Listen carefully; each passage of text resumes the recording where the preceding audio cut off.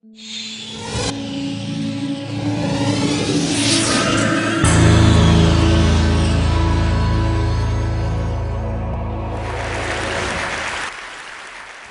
have all my life wondered what mind-boggling meant. After 2 days here, I declare myself boggled and enormously impressed, and feel that you are one of the great hopes, not just for American achievement in science and technology, but for the whole world. I've come, however, on a special mission on behalf of my constituency, which are the 10 to the 18th power, that's 1,000,000 trillion insects, and other small creatures, and to make a plea for them. If we were to wipe out insects alone, just that group alone on this planet, which we are trying hard to do, the rest of life and humanity with it would mostly disappear from the land and within a few months. So how did I come to this particular position of advocacy? As a little boy, through my teenage years, I became increasingly fascinated by the diversity of life. I had a butterfly period, a snake period, a bird period, a fish period, a cave period, and finally, and definitively, an ant period. By my college years, I was a devoted myrmecologist, a specialist on the biology of ants, but my attention and research continued to make journeys across the great variety of life on Earth in general, including all that it means to us as a species, how little we understand it, and how pressing a danger that our activities has created for it. Out of that broader study has emerged a concern and an ambition crystallized in the wish that I'm about to make to you. My choice is the culmination of a lifetime commitment that began with growing up on the Gulf Coast of Alabama and the Florida Peninsula. As far back as I can remember, I was enchanted by the natural beauty of that region and the almost tropical exuberance of the plants and animals that grow there. One day when I was only 7 years old and fishing, I pulled a pinfish, they're called, with sharp dorsal spines, up too hard and fast, and I blinded myself in one eye. I later discovered I was also hard of hearing, possibly congenitally in the upper registers. So in planning to be a professional naturalist, I never considered anything else in my entire life. I found that I was lousy at bird watching and couldn't track frog calls either. So I turned to the teeming small creatures that can be held between the thumb and forefinger. The little things that compose the foundation of our ecosystems, the little things, as I like to say, who run the world. In so doing, I reached a frontier of biology so strange, so rich, that it seemed as though it exists on another planet. In fact, we live on a mostly unexplored planet. The great majority of organisms on Earth remain unknown to science. In the last 30 years, thanks to explorations in remote parts of the world and advances in technology, biologists have, for example, added a full 1/3 of the known frog and other amphibian species to bring the current total to 5,400, and more continue to pour in. 2 new kinds of whales have been discovered, along with 2 new antelopes, dozens of monkey species, and a new kind of elephant, and even a distinct kind of gorilla. At the extreme opposite end of the size scale is a class of marine bacteria, the prochlorococci. That will be on the final exam. Although discovered only in 1988, are now recognized as likely the most abundant organisms on Earth, and moreover responsible for a large part of the photosynthesis that occurs in the ocean. These bacteria were not uncovered sooner because they are also among the smallest of all Earth's organisms, so minute that they cannot be seen with conventional optical microscopy. Yet life in the sea may depend on these tiny creatures. These examples are just a first glimpse of our ignorance of life on this planet. Consider the fungi, including mushrooms, rust, molds, and many disease-causing organisms. 60,000 species are known to science, but more than 1.5 million have been estimated to exist. Consider the nematode roundworms, the most abundant of all animals.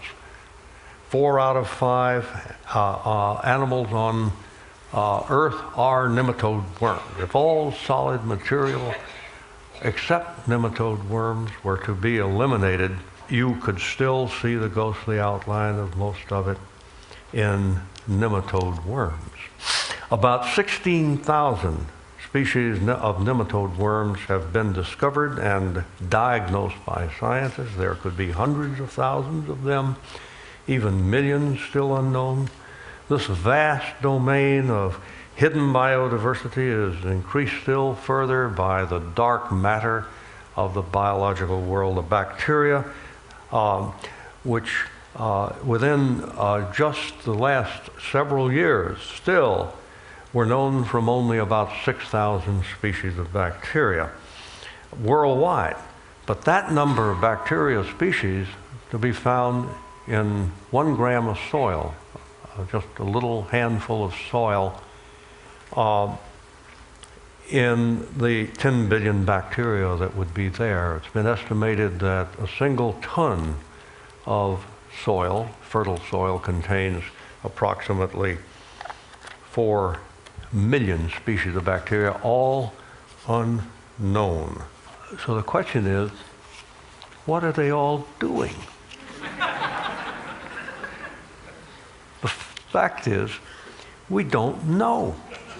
We are living on a planet with a lot of activities with reference to the living environment done by faith and guess alone. Our lives depend upon these creatures. To take an example close to home, there are over 500 species of bacteria now known, friendly bacteria living symbiotically in your mouth and throat, probably necessary to your health for holding off pathogenic bacteria. Well, at this point, I think we have a little impressionistic film that was made especially for this occasion, and I'd like to show it. Assisted in this by Billie Holiday.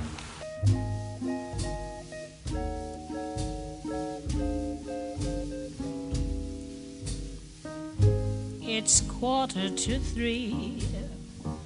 There's no one in the place except you and me.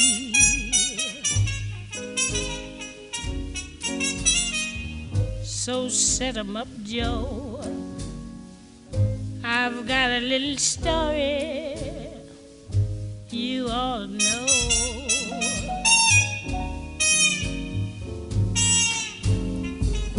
We're drinking, my friend, to the end of a brief episode. Make it one for my baby and one more for the road.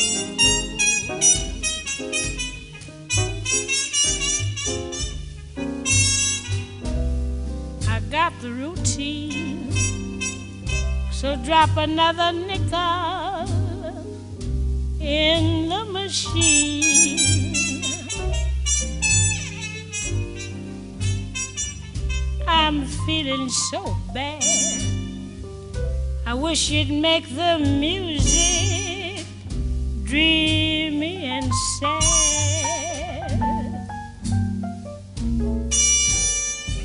Could tell you a lie, but you've got to be true to your code. Make it one for my baby and one more for the road. And that may be just the beginning. The viruses, those quasi-organisms, among which are the prophages, the gene weavers that promote the continued evolution and lives of the bacteria, are a virtually unknown frontier of modern biology, a world unto themselves. What constitutes a viral species is still unresolved, although they're obviously of enormous importance to us. But this much we can say: the variety of genes on the planet in viruses exceeds, or is likely to exceed, that in all of the rest of life combined. Nowadays, in addressing microbial biodiversity, scientists are like explorers in a rowboat launched onto the Pacific Ocean. But that is changing rapidly with the aid of new genomic technology. Already it is possible to sequence the entire genetic code of a bacterium in under 4 hours. Soon we will be in a position to go forth in the field with sequencers on our back to hunt bacteria in tiny crevices of the habitat surface in the way you go watching for birds with binoculars. What will we find as we map the living world? As finally we get this underway seriously, as we move past the relatively gigantic mammals, birds, frogs, and plants, to the more elusive insects and other small invertebrates, and then beyond, to the countless millions of organisms in the invisible living world that envelop and live within humanity. Already, what were thought to be bacteria for generations have been found to compose instead two great domains of microorganisms: the true bacteria and one-celled organisms, the archaea, which are closer than are the bacteria to the eukarya, the group that we belong to.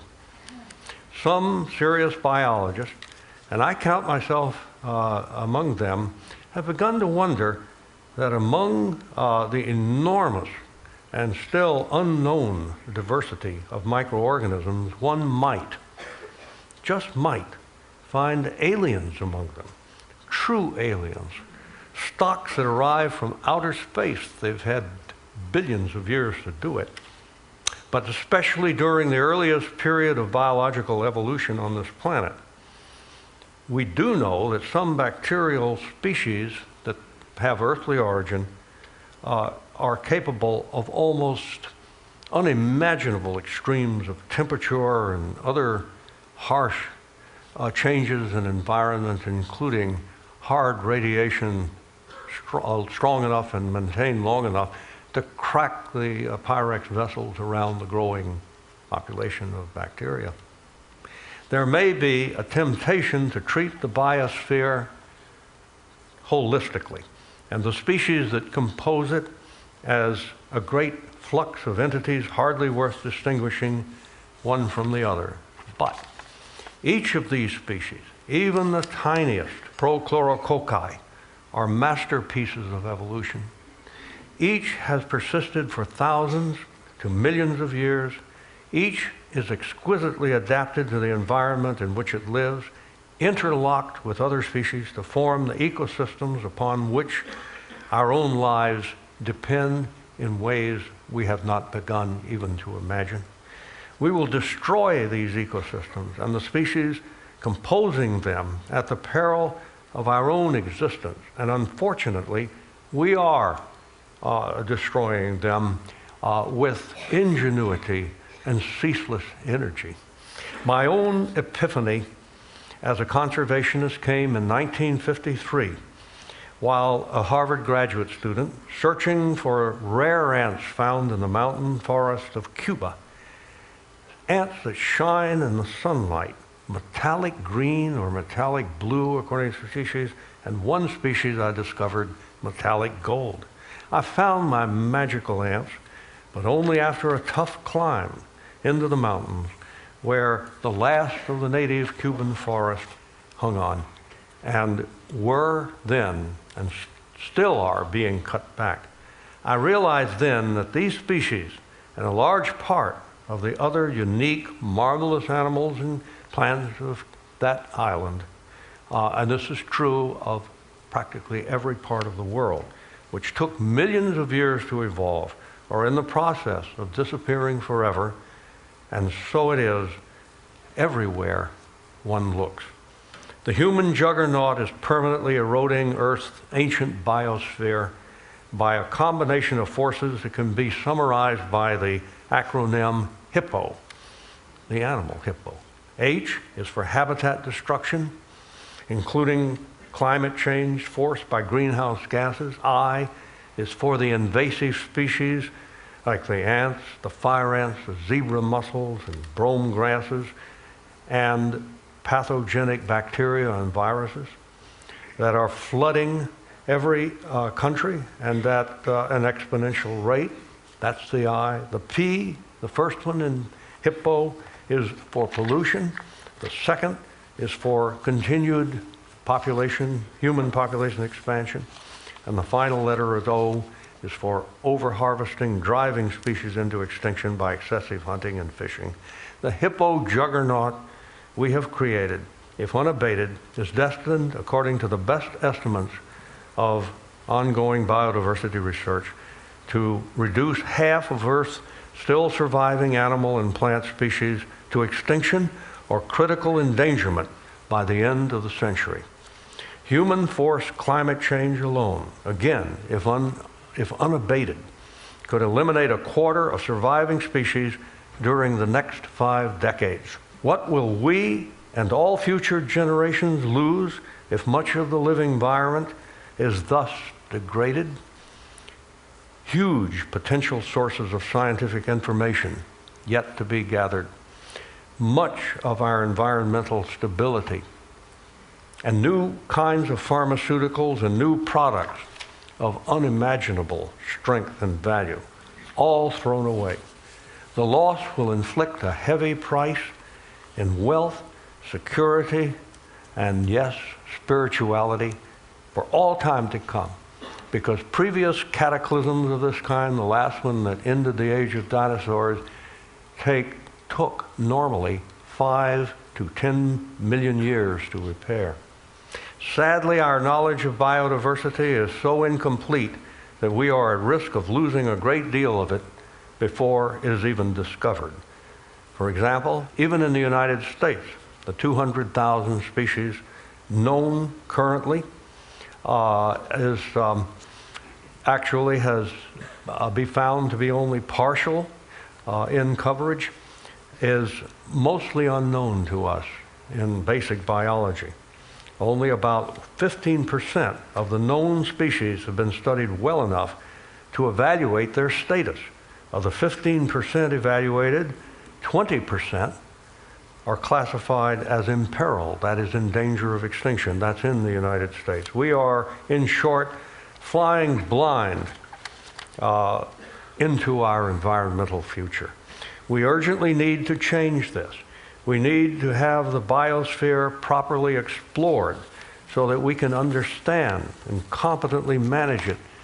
We need to settle down before we wreck the planet, and we need that knowledge. This should be a big science project equivalent to the Human Genome Project. It should be thought of as a biological moonshot with a timetable. So this brings me to my wish for TEDsters and to anyone else around the world who hears this talk. I wish we will work together to help create create the key tools that we need to inspire preservation of Earth's biodiversity, and let us call it the Encyclopedia of Life. What is the Encyclopedia of Life? A concept that has already taken hold and is beginning to spread and be looked at seriously. It is an encyclopedia that lives on the internet and is contributed to by thousands of scientists around the world. Amateurs can do it also. It has an indefinitely expandable page for each species. It makes all key information about life on Earth accessible to anyone on demand, anywhere in the world. I've written about this idea before, and I know there are people in this room who have expanded or expended significant effort on it in the past. But what excites me is that since I first put forward this particular idea in that form, science has advanced, technology has moved forward. Today, the practicalities of making such an encyclopedia, regardless of the magnitude of the information put into it, are within reach. Indeed, in the past year, a group of influential scientific institutions have begun mobilizing to realize this dream. I wish you would help them. Working together, we can make this real. The encyclopedia will quickly pay for itself in practical applications. It will address transcendent qualities in the human consciousness and sense of human need. It will transform the science of biology in ways of obvious benefit to humanity. And most of all, it can inspire a new generation of biologists to continue the quest that started for me personally 60 years ago, to search for life, to understand it, and finally, above all, to preserve it. That is my wish. Thank you.